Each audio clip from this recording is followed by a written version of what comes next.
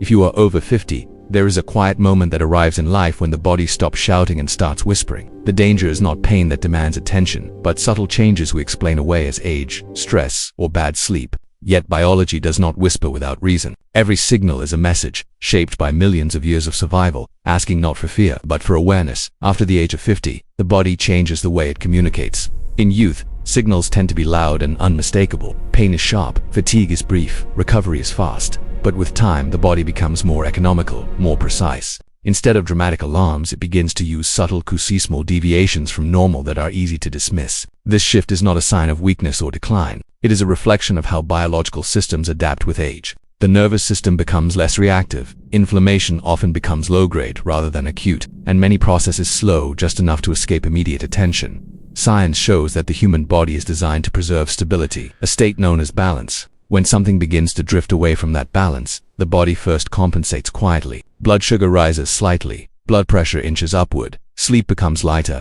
digestion slows, joints stiffen in the morning but loosen later. These are not random inconveniences. They are early adjustments, attempts to maintain equilibrium without disrupting daily life. The danger lies not in the signals themselves, but in our tendency to normalize them. We tell ourselves this is just aging, just stress, just life. What makes these subtle signals especially important after 50 is that the margin for compensation becomes smaller. Muscles no longer buffer blood sugar as efficiently. Blood vessels lose some elasticity. Hormonal rhythms flatten. When the body whispers at this stage, it is often because it has already been compensating for years. Fatigue that lingers is not simply tiredness. It may reflect cells producing energy less efficiently. Mild dizziness on standing can indicate changes in blood pressure regulation. Slight shortness of breath may reveal shifts in cardiovascular or lung capacity that have been developing silently. There is also a psychological dimension to this quiet communication. Humans are meaning-making beings, and we interpret bodily sensations through belief and experience. If society repeatedly tells us that decline is inevitable after 50, we are more likely to ignore early warnings. This creates a feedback loop. The body signals softly, the mind minimizes, and the condition progresses without resistance. Scientific curiosity asks a different question. Instead of asking, "Is this normal for my age?" it asks, "What process could be changing beneath this feeling?" Modern medicine increasingly recognizes that many chronic conditions do not begin as diseases, but as gradual shifts in physiology. Metabolic dysfunction, cardiovascular disease, and neurodegenerative changes often develop over decades. Long before a diagnosis appears on a report, the body has been communicating through sleep changes, mood shifts, energy fluctuations, and subtle performance declines. These are not failures. They are early data points in a long biological story. Listening to whispers requires a different kind of attention than responding to pain. It asks for patience, observation, and respect for complexity. It means noticing patterns rather than isolated events. How does energy change across the day? How does recovery feel after exertion? How does focus respond to food, movement, or rest? These questions align with how science understands living systems not as static machines, but as dynamic networks constantly adjusting to internal and external pressures.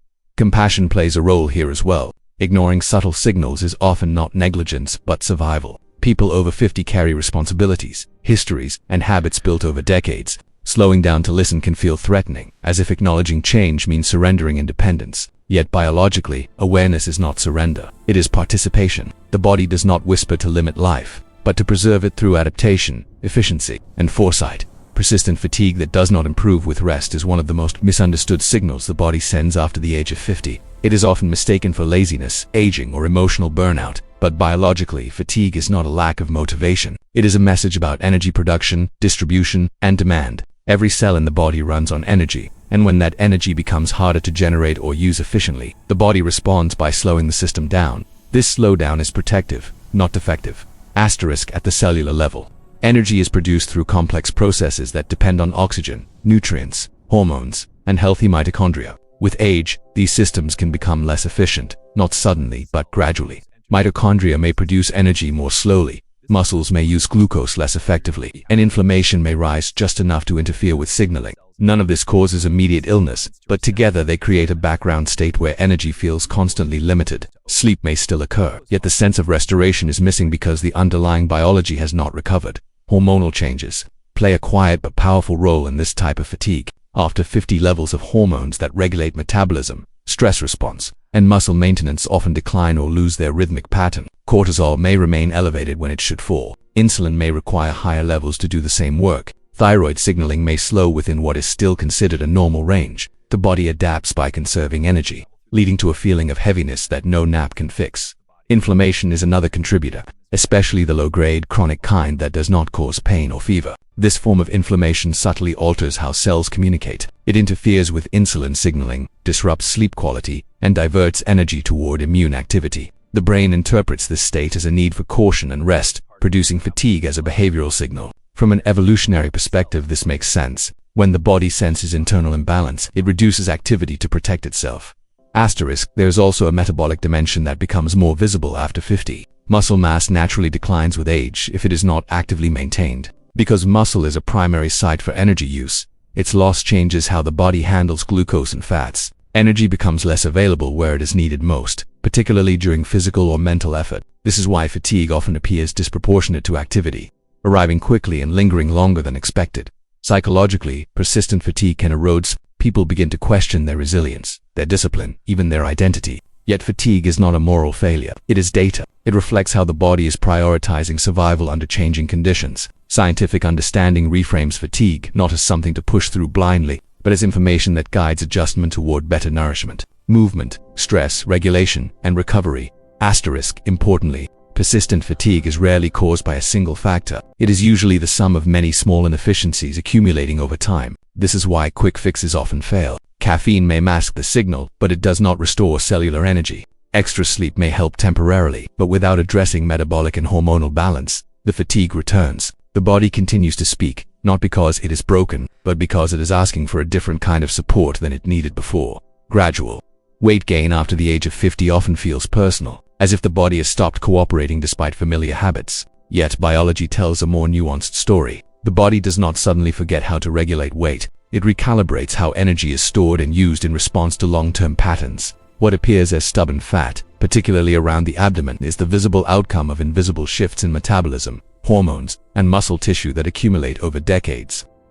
One of the central mechanisms behind this change is insulin sensitivity. Insulin is not simply a hormone that lowers blood sugar. It is a signal that tells cells when to store energy and when to release it. As the body ages, cells, especially muscle cells, often become less responsive to insulin's message. To compensate, the pancreas releases more insulin to achieve the same effect. Elevated insulin quietly favors fat storage, particularly in the abdominal region, because this tissue is highly responsive to insulin's storage signal. Muscle mass plays a critical role in this process. Muscle is not only responsible for movement, it is one of the body's most important metabolic organs. It absorbs glucose efficiently, stabilizes blood sugar, and burns energy even at rest. After 50, muscle mass tends to decline unless actively maintained through resistance and movement. With less muscle available to absorb glucose, more energy is diverted toward fat storage.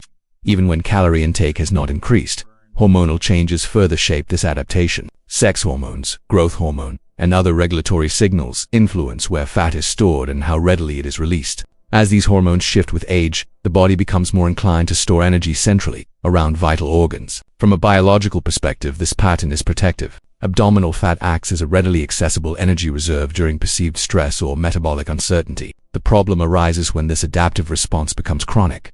Stress physiology also contributes quietly to midlife weight gain. Chronic stress elevates cortisol, a hormone designed to mobilize energy in emergencies. When cortisol remains elevated over time, it increases appetite, alters blood sugar regulation, and promotes fat storage, especially in the abdominal area. This process does not require emotional distress to be active. It can persist in people who feel mentally well but remain physiologically stressed by sleep disruption, inflammation, or metabolic imbalance. There is a tendency to interpret midlife weight gain as a failure of discipline, but this interpretation ignores how tightly the body regulates energy balance. Hunger signals, satiety cues, and metabolic rate are governed by complex feedback systems. As these systems change with age, the same behaviors can produce different outcomes. Eating patterns that once maintained balance may now exceed what the body can efficiently process, not because they are excessive, but because the system has become less flexible. Understanding this shift invites a more compassionate response. Rather than fighting the body through restriction or self-criticism, curiosity becomes more effective. Asking how muscle, movement, sleep, and stress influence energy storage opens the door to working with biology instead of against it. The body is not seeking excess, it is responding to signals of efficiency and safety shaped by time, adaptation, and survival. Subtle changes in memory and mental clarity after the age of 50 often create quiet concern. Names take longer to surface, focus drifts more easily, and thoughts feel slightly less sharp than before. These moments are commonly feared as signs of decline, yet the brain is not a static organ slowly wearing out. It is a dynamic system that depends heavily on blood flow, energy availability, and chemical balance. When these supporting systems shift, cognition reflects the change. The brain, though it represents a small portion of body weight, consumes a large share of the body's energy. It relies on a constant supply of glucose and oxygen, delivered through finely regulated blood vessels. With age, blood vessels may become less flexible, and circulation may lose some efficiency. Even small reductions in blood flow can influence attention, processing speed, and recall. These effects are often mild and gradual, which is why they are noticed as annoyance rather than impairment.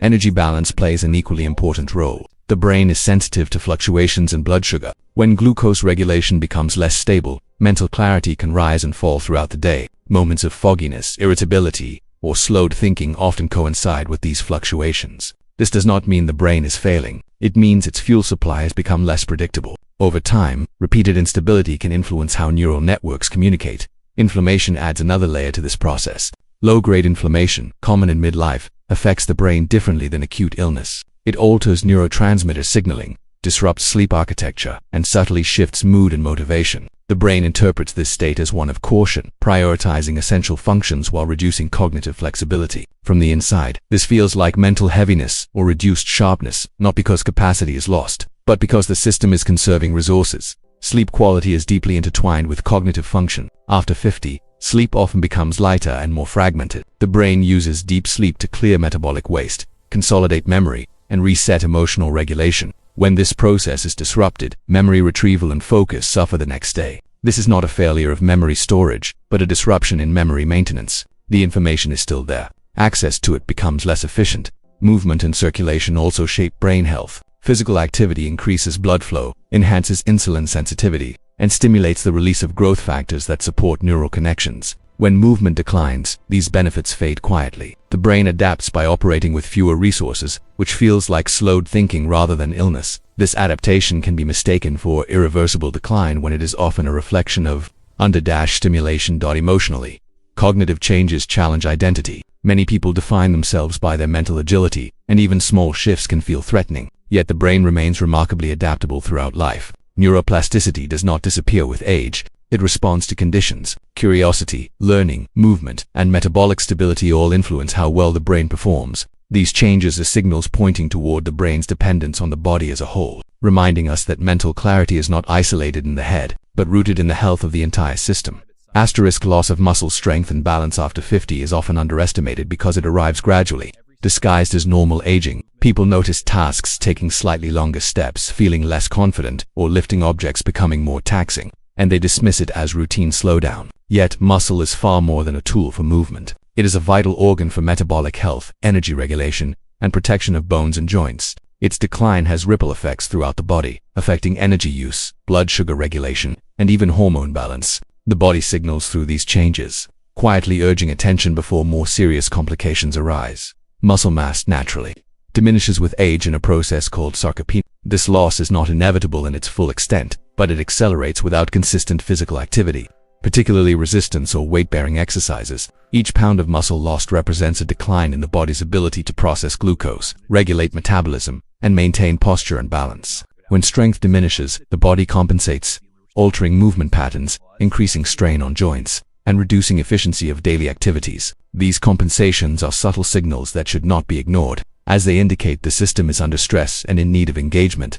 Beyond energy and mobility, muscle serves as a metabolic reservoir. Muscles absorb and store glucose after meals, helping maintain stable blood sugar levels. They release amino acids to support other tissues during periods of fasting or illness. As muscle mass decreases, these functions are impaired, leading to subtle increases in blood sugar fluctuations, reduced protein availability for tissue repair, and a general sense of fatigue. The body communicates this through weakened strength, slower recovery, and a sense of heaviness or fragility that can emerge even during ordinary tasks.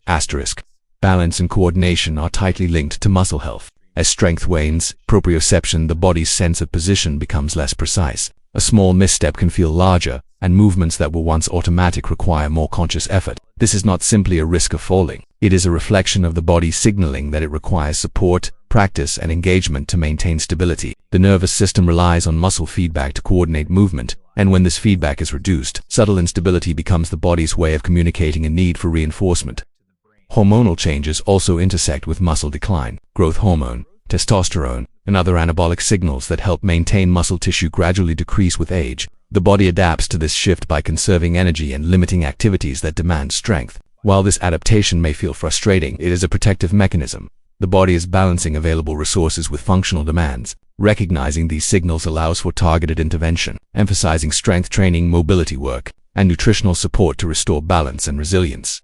Cognitive and emotional factors interact with muscle health as well. Confidence in movement influences activity levels, and hesitation can accelerate functional decline. The body communicates its needs not just through soreness or weakness, but through reduced endurance and stability. Listening to these subtle cues, responding with gentle, consistent engagement, and respecting the interconnectedness of muscles, metabolism, and balance allows the body to regain efficiency. Muscle is not merely tissue to be exercised. It is a communicator, a regulator, and a protector, and its quiet loss is one of the clearest messages that the body is asking for mindful attention and care. Listen closely, respond gently, and respect the messages your body sends. This is how health becomes a conversation, not a battle. For more informative videos like this, don't forget to like and leave your comments below.